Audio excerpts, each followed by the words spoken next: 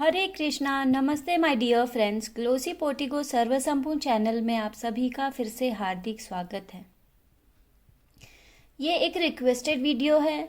इसमें पीहू त्रिपाठी जी ने क्वेश्चन पूछा था कि क्या 21 इंच के वो लड्डू गोपाल अपने घर पर रख सकते हैं। उसके उत्तर में मैं ये छोटी सी इन्फॉर्मेशन शेयर कर रही हूँ। इसमें मैं ये भी शेयर करूँगी कि मेरे घर में कोई भी बड़े विग्रह क्यों नहीं हैं या मार्बल के विग्रह क्यों नहीं हैं। तो एंड तक ये वीडियो ज़रूर देखिएगा। होप आपके कुछ डाउट्स मैं क्लियर कर पाऊँ। आइए चलिए स्टार्ट करते हैं ये वीडियो। सबसे पहले हम शास्त्र की बात कर लेते हैं। तो शास्त्रों में कहीं भी ये नहीं कहा गया है कि हमें बड़े विग्रह ही रखने चाहिए। हम हमेशा शास्त्रों में ये कहे गए हैं कि हमें छोटे विग्रह रखने चाहिए। बड़े विग्रह होते हैं मंदिरों के लिए, ऐसा शास्त्र में कहा गया है। अब कर लेते हैं हमारी बात। ईश्वर यदि हमारे घर आना चाहते हैं और वह अपने भव्य या बड़े रूप में आना चाहते हैं तो इसमें हम कुछ नहीं कर सकते हैं। सब कुछ ईश्वर पे निर्भर है। यदि वो आपके घर में आना चाहते हैं, अपनी सेवा करवाना चाहते हैं, तो वो किसी भी रूप में आएंगे। आप रोक नहीं सकते, आप उसे टाल नहीं सकते। तो ये है सबसे बड़ी सच्चाई। विग्रह छोटे हों बड़े हों, कुछ भी मैटर नहीं करता है। ईश्वर आपके घर में जिस रूप में आना चाहते हैं वो उसी रूप में आएंगे। वो बड़े रूप में भी आ सकते हैं, वो छोटे से विग्रह के रूप में भी आ सकते हैं। ये सब ईश्वर पे निर्भर करता है। ये सब हमारे हाथ में नहीं है। हाँ, ये हो सकता है कि वो जिस रूप में आना चाहेंगे वैसा आपका मन बना देंगे। बिना किसी प्लान्स के ये सब अचानक से हो जाएगा और आपको पता भी नहीं चलेगा। तो बात यह है कि हम ईश्वर को घर नहीं लाते हैं, ईश्वर हमारे घर खुद आते हैं। अब हुई दूसरी बात। पुराने ज़माने में, पहले ज़माने में इतनी सुख सुविधाएं नहीं होती थी। घर पे बहुत सूतक पातक बहुत सारी अन्य चीज़ें होती थी, इसलिए फोटो की सेवा अत्यधिक होती थी, विग्रह की सेवा कम होती थी। परंतु अब ऐसा सिचुएशन नहीं है। अब सब कुछ अवेलेबल है, कोई भी चीज़ों की कठिनाई नहीं है हमारे पास, इसलिए हम सक्षम हैं ईश्वर की सेवा करने में। आज के टाइम में हम अपने तन मन धन से इच्छा स्वरूप ईश्वर की सेवा में अपना जीवन व्यतीत कर सकते हैं। ये तो हुई दूसरी बात।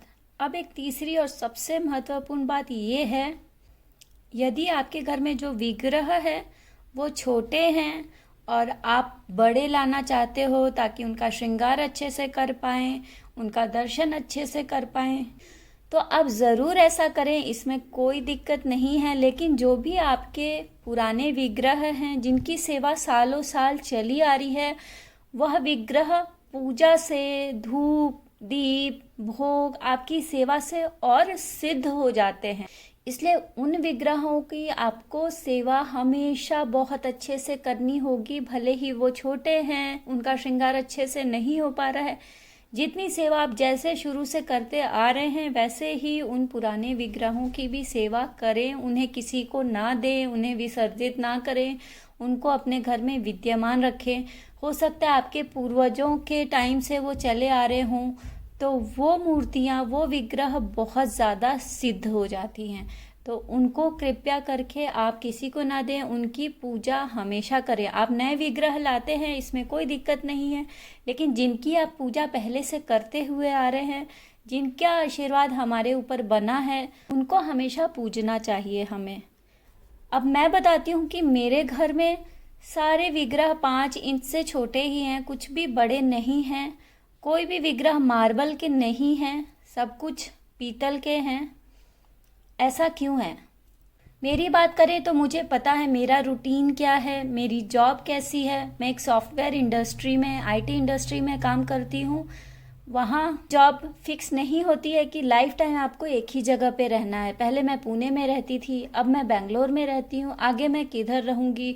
बीच में इंटरव्यूज़ लेने दूसरे स्टेट में भी जाना पड़ता है। तो वो सब चीज़ों को ध्यान में रख के ही मैंने बड़े विग्रह नहीं लिए, क्योंकि यदि मैं शिफ्टिंग करूंगी तो मैं लड्डू गोपाल को अपने साथ ले जा सकती हूँ, लक्ष्मी गणेश सरस्वती माँ को अपने साथ ले जा सकती हूँ बाय फ्लाइट। लेकिन फ्लाइट से भी आपको ज़्यादा ऑप्शंस नहीं होते हैं। कुछ 15-20 केजीज़ का ही आप अपना लगेज ले जा सकते हैं। तो उसमें मैं ये सारे भगवान जी को कैसे ले जाऊंगी?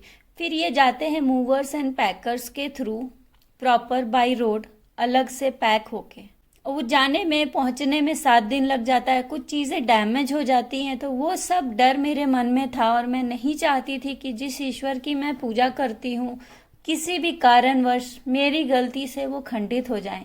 और इस दुख का अंदाज़ा ना आप लगा सकते हैं ना मैं लगा सकती हूँ, कोई भी नहीं लगा सकता है कि हम जिस ईश्वर के स्वरूप को पूज रहे हैं उनको इतना भावपूर्ण, उनकी इतनी भावपूर्ण सेवा कर रहे हैं, अगर वो खंडित हो जाए और आपको उनसे बिछड़ना पड़े तो इस दुख का अंदाज़ा कोई नहीं लगा सकता है। ये सब सोचते हुए ही मैंने बड़े विग्रह नहीं लिए। जब चीज़ें सेटल होंगी, ईश्वर को आना होगा तो वो अपने आप आ जाएंगे। अगर आप तैयार हैं और आपकी सिचुएशन ऐसी है तो आप बिल्कुल लीजिए, बिल्कुल सेवा कीजिए, कोई भी उसमें दिक्कत नहीं है। हम ईश्वर, बार बार हम यही बोलते हैं, ईश्वर हमारी श्रद्धा, हमारे भाव, हमारा प्यार, हमारा आदर, हमारा सम्मान ये देखते हैं। ईश्वर कभी हमारा सांसारिक स्टेटस नहीं देखते हैं कि हम कितना सोना चांदी अर्पण कर रहे हैं उन पे, कितनी सारी दौलत हम उन पर न्योछावर कर रहे हैं, ये सब ईश्वर कभी नहीं देखते हैं। ईश्वर आपके घर नहीं आ रहे हैं बड़े रूप में तो भी ये आपके लिए हितकारी ही है, और ईश्वर आ रहे हैं आपके घर में बड़े रूप में श्रृंगार करवाने, सेवा करवाने, तो इससे अच्छी बात और कोई हो ही नहीं सकती।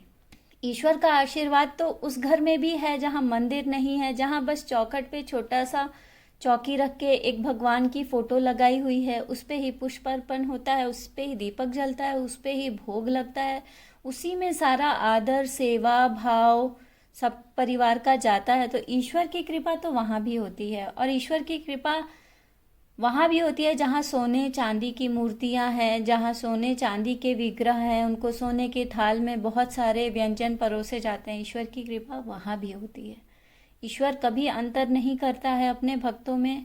तो हमें ईश्वर ने जिस भी स्वरूप में मौका दिया है सेवा करने का, निस्वार्थ भाव से आप कीजिए।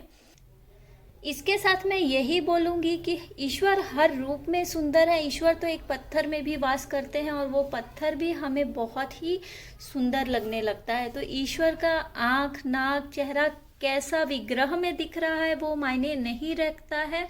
ईश्वर आपके भाव से, आपके पूजा से, आपके आँखों से, आपके नज़रों से इतने सुंदर प्रतीत होंगे कि आप सोच भी नहीं सकते हैं। इसलिए तो कहा जाता है beauty lies in the eyes of beholder.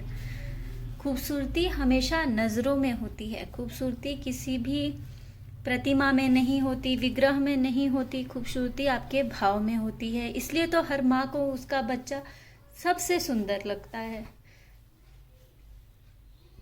इसके साथ मैं एंड करती हूँ ये वीडियो। आशा करती हूँ कि थोड़ी सी जानकारी मिली होगी, थोड़ी सी मदद मिली होगी। कुछ बुरा लगे, गलत लगे तो माफ़ कीजिएगा। कमेंट बॉक्स में ज़रूर बताइएगा जो चीज़ें अच्छी लगी या जो नहीं लगी। मिलते हैं नेक्स्ट इंटरेस्टिंग वीडियो में। तब तक के लिए आप अपना ख्याल रखिए। Hare Krishna, bye bye, take care, love you all.